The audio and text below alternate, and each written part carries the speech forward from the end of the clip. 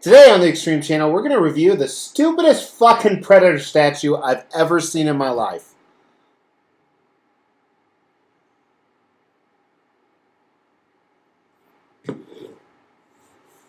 I'm not kidding.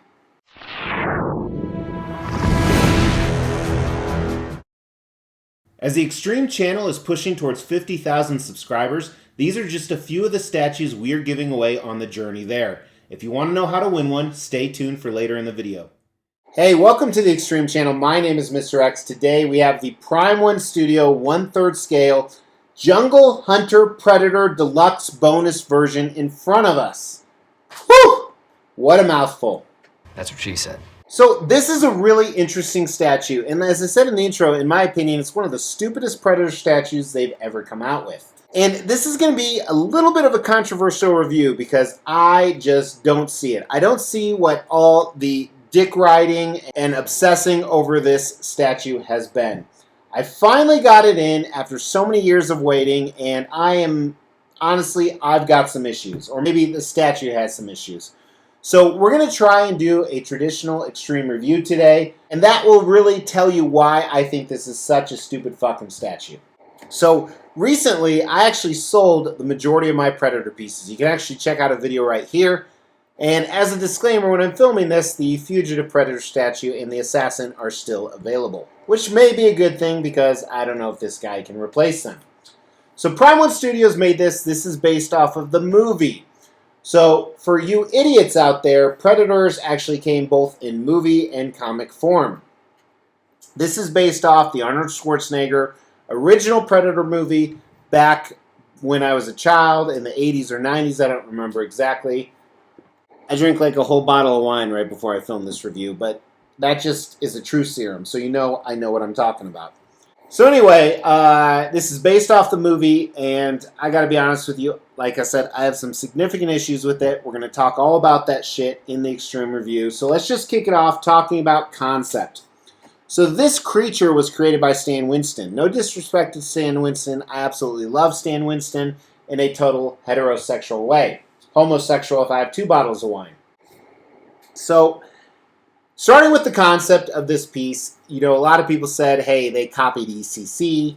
ECC made Jungle Hunter Predator 1/3 scale in a jungle.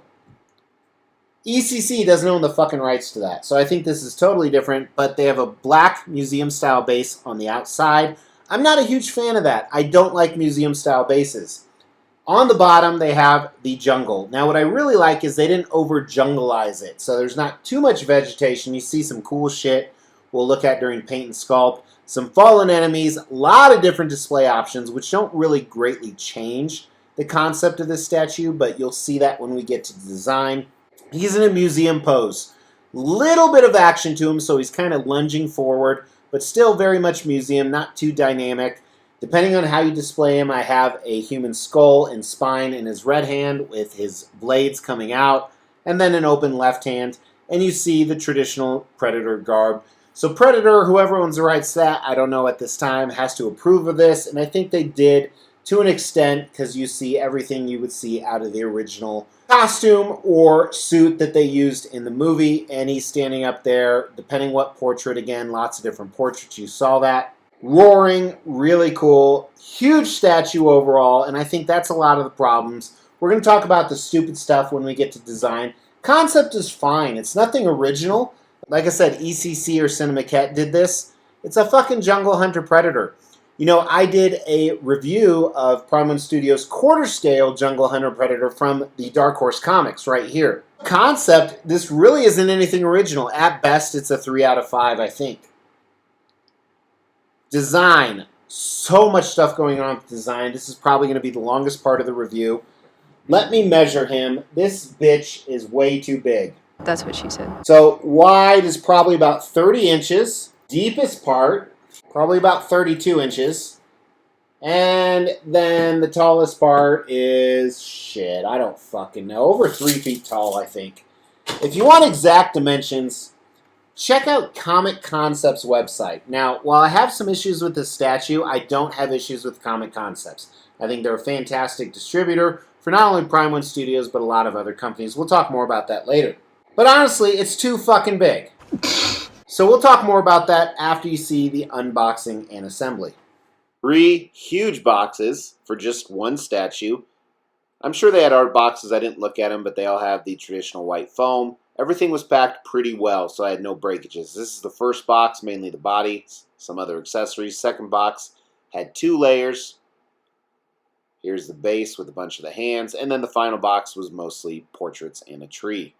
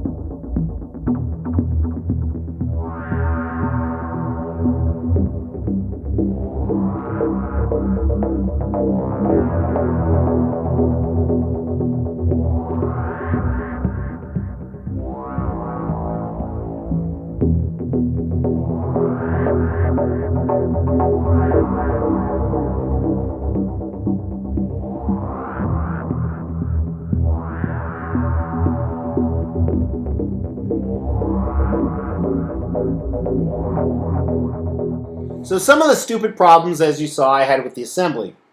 One, the directions were shit. I mean, look at this photo right here. Prime One Studios says to set these pieces somewhere in the base, but they close up on the base. What the fuck is that? Another issue I have, this is the deluxe bonus version. It has so many fucking options. Who the fuck would use all this? Let's look at them all, starting with the portraits. You have one unmasked portrait here. And then you have another unmasked portrait that really isn't that different. And Prime One Studios, to try and rape their customers, they offer like 3 or 4 more for $900 each. Then you have a portrait that had, I think this was the original movie design that they never used, but it's kind of cool. They have one based off the movie where the scarring is not as bad on the helmet here. Then one with more scarring. These masks also have a light-up option. You can see right here. 2 different gun options. So the first one, the gun is actually up. And both of these have light-up features, as you can see right here. And then the one with the gun down, which also has a light-up feature, which doesn't make sense because it's pointing down. Or you could remove the gun altogether. Kind of stupid if you ask me. On the base, there's so many different display options. They have, you can see it right here without vegetation or any of the fallen stuff we'll look at in a second. But then you can add a bunch of vegetation. There's a tiny little scorpion where who the fuck knows where that key's in at. A mask, a skull. There's some dog tags in the back. Again, this is like the deluxe bonus version. One of the guys he killed. 4 different blade options. Tiny blades. Regular blades, long blades, blades that jut out when you put them around Arnold's head. Left hand can be an open palm, a closed fist where we don't know what he's doing with his long thumbnail, and then one where his long thumbnail is heading out. This was more apparent in the movie. He made a fist like this many times.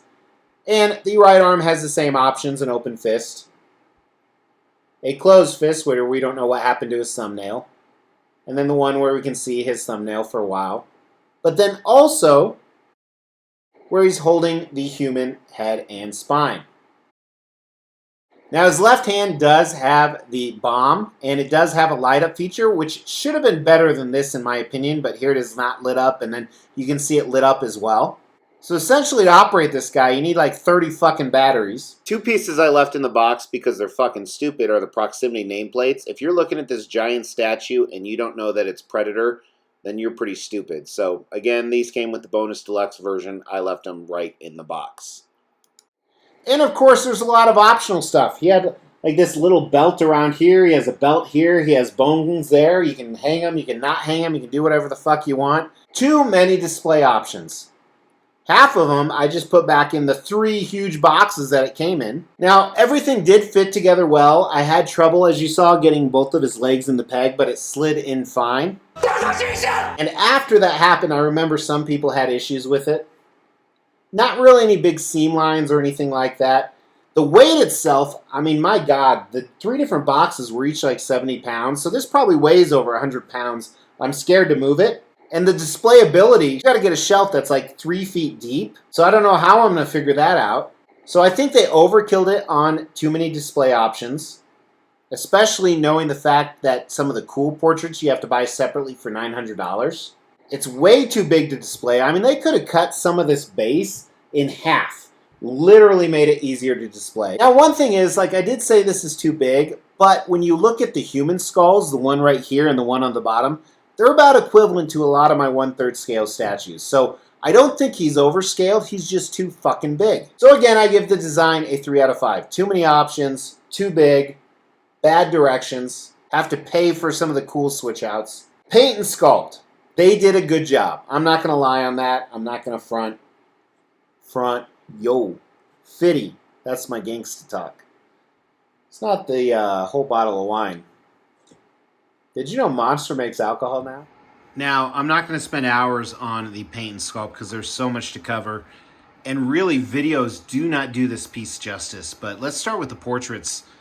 So they did an amazing job. Even look at the inside of the mouth. Not only the moist glistening effect, but the way the enamel looks on the mandibles. And that pink soft tissue on the inside. Really impressive. The eyes are a little crooked, which is actually movie accurate, so I like that a little bit.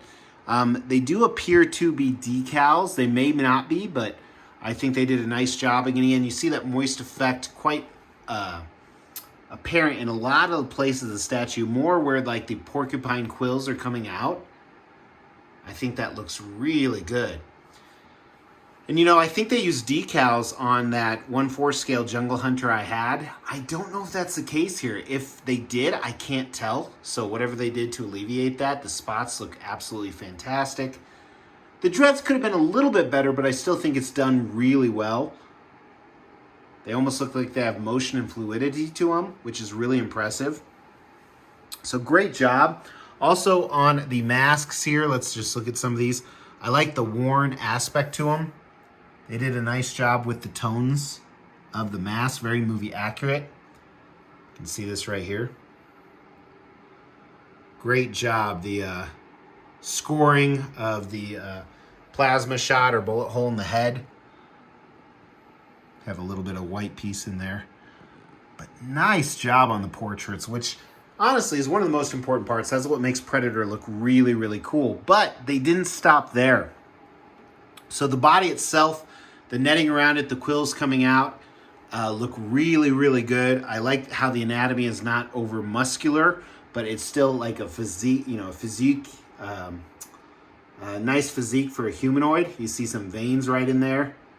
And I think it's a good blending of the different colors together.